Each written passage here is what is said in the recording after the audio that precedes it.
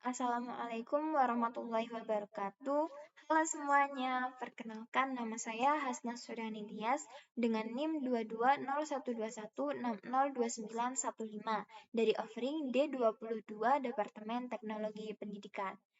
Kita sampai pada video yang ketiga, masih sama seperti kedua video yang sebelumnya. Di sini saya akan menjelaskan buku ketiga yang telah saya baca dan ini juga sebagai pemenuhan tugas dari mata kuliah Peran Teknologi Pendidikan. Jika kalian masih penasaran, yuk kita bahas. Nah, buku ketiga ini berjudul Online Safety yang ditulis oleh Royce Kimmons. Alasan saya memilih buku ini sebagai bahan bacaan yaitu berawal dari judul yang menarik. Jadi saya merasa tertantang atau judul ini menarik perhatian saya untuk dibaca karena saya belum pernah membaca atau menemukan judul seperti ini. Nah, yang kedua, tertarik dengan pembahasan yang dijelaskan di dalam buku dan masih ada kaitannya dengan kehidupan sehari-hari. Jadi, di buku ini sebenarnya membahas tentang hal umum, namun bisa juga ini ada kaitannya atau berhubungan dengan bidang yang sedang saya geluti di perkuliahan ini, yaitu di jurusan Teknologi Pendidikan. Pembahasan ini akan sangat bermanfaat bagi saya, dan saya harap bagi kalian semua yang memperhatikan video ini. Nah, poin-poin apa saja sih yang saya dapatkan setelah membaca buku ini? Di sini terbagi dari beberapa poin. Yang pertama ada keamanan pribadi. Di sini terdapat atau menjelaskan tentang yang pertama, malware atau virus. Nah, perangkat lunak atau aplikasi berbahaya yang dirancang untuk mencuri informasi pribadi dan menyebabkan perangkat elektronik tidak berfungsi seperti semestinya. Contohnya penyebaran melalui email atau mengklik pop-up yang tidak jelas. Namun tenang saja, untuk penanganan atau pencegahan dari tidak terjadinya malware ini, kalian bisa melakukan dua cara, yaitu menghapus instalasinya pada PC atau komputer atau laptop kalian, kemudian menginstal program antivirus resmi dari official antivirus tersebut. Nah, yang kedua ini ada hacking atau peretasan ketika seseorang atau program menyusup atau merusak prosedur keamanan normal untuk mendapatkan akses ke suatu situs atau layanan. Contohnya, peretas dapat memperoleh akses ke informasi pribadi pengguna tanpa persetujuan. Nah, untuk menghindari hacking ini atau peretasan ini, kalian bisa melakukan pencegahan atau penanganan seperti menghindari penggunaan perangkat secara bersama-sama atau bareng dengan orang lain, dan misalkan ini keadaannya mendesak untuk digunakan secara bersamaan, kalian harus logout setelahnya tanpa mengizinkan browser web mengingat kata sandi atau password kalian.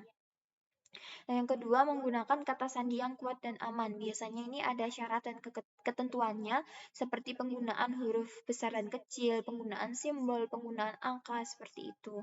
Nah, yang ketiga, ini ada phishing atau mengelabui. Ini berasal dari kata phishing atau memancing yang memiliki arti untuk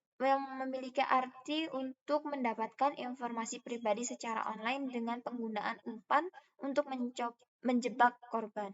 Contohnya berupa email pemberitahuan penggantian sandi dengan alasan kata sandi tersebut sudah kadaluarsa yang disertai dengan link.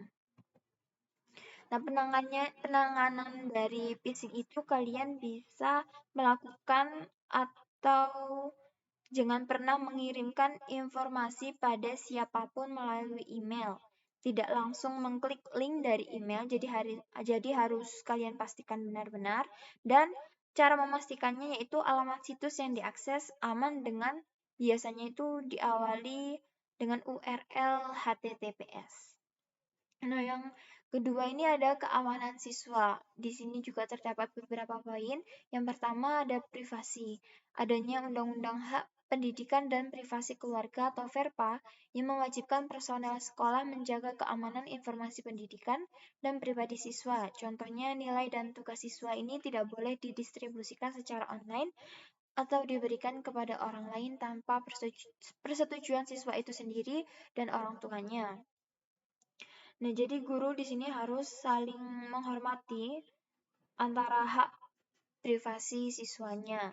Yang kedua ada konten tidak pantas. Sekolah diwajibkan oleh undang-undang untuk menyaring akses siswanya terhadap sumber daya internet. Contohnya, guru bisa membuat mesin telusur khusus melalui alat seperti Google Penelusuran Khusus yang memungkinkan memiliki kontrol terperinci atau detail atas jenis sumber daya yang akan digunakan oleh siswa melalui penelusuran mereka. Nah, pemantauan aktivitas siswa ini sangat penting untuk memastikan bahwa mereka sedang mengerjakan tugas dan tidak mengakses sumber lain setidaknya di kelas atau pada saat melakukan aktivitas belajar.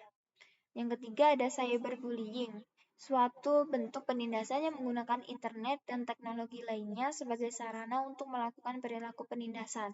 Contohnya di sini yang dapat diterapkan yaitu peran guru adalah menjadi pembela siswanya dan memahami hubungan antara interaksi sosial di kelas dan kesejahteraan siswanya secara umum. Jadi, siswa yang menjadi korban cyberbullying ini membutuhkan guru untuk menjadi pembela mereka, dan pelaku perlu diajari tentang konsekuensi yang mereka lakukan ketika mereka melakukan atau mencoba cyberbullying ini terhadap teman sebayanya. Nah, yang terakhir ada pornografi anak. Penggambaran pornografi atau gambar terlarang dari seorang anak melihat, berbagi, atau memiliki pornografi anak itu merupakan sebuah kejahatan. Nah, contohnya tidak jarang remaja berbagi foto seksual eksplisit satu sama lain dan banyak remaja tidak melihat hal ini sebagai masalah. Bahkan terkadang mereka menganggap hal ini tuh sebagai hal yang normal di kelompok teman sebayanya. Nah, keterkaitannya itu apa sih dengan cara memfasilitasi belajar? Keterkaitannya bisa menjelaskan peran guru untuk menjaga keamanan siswa dan informasi mereka, dan membantu guru memahami tanggung jawab mereka dalam memfasilitasi belajar yang aman dan bertanggung jawab menggunakan teknologi, memberikan strategi menjadikan kelas aman dan terjamin untuk aktivitas online para siswa, kemudian meningkatkan pengetahuan dan keterampilan dalam menggunakan teknologi secara aman, etis, dan bertanggung jawab. Nah, untuk peningkatan performansi manusia, ini berkaitan dengan memberikan pemahaman tentang ancaman keamanan pribadi secara online, sehingga di kemudian hari dapat menjaga keamanan di saat menggunakan teknologi. Kemudian membantu individu untuk menggunakan teknologi secara lebih efektif dan berhati-hati. Yang terakhir, dapat memahami dan menerapkan strategi-strategi keamanan secara online di kegiatan sehari-hari agar tidak mengganggu produktivitas. Nah, itu saja yang mungkin bisa saya sampaikan.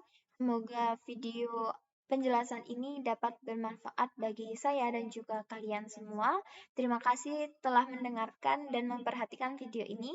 Wassalamualaikum warahmatullahi wabarakatuh.